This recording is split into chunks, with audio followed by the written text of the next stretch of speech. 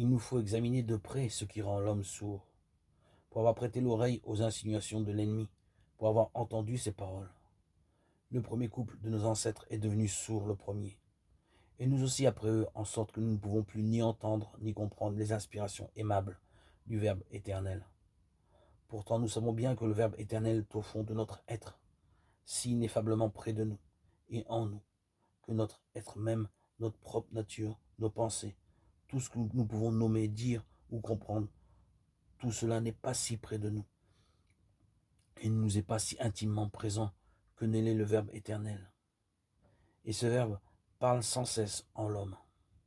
Mais l'homme n'entend pas tout cela, à cause de la grande surdité dont il est atteint. Du même coup, il a été tellement atteint dans ses autres facultés qu'il en est aussi devenu muet et qu'il ne se connaît pas lui-même. S'il voulait parler de son intérieur, il ne pourrait pas le faire, ne sachant pas où il en est et ne connaissant pas sa propre manière d'être. Qu'est-ce donc que ce chuchotement nuisible de l'ennemi? C'est tout le désordre qu'il te fait voir sous son côté miroitant et qu'il te persuade d'accepter en se servant de l'amour ou de la recherche des choses créées, de ce monde-ci et de tout ce qui s'y rattache. Bien, honneur, même amis et parents, voir ta propre nature.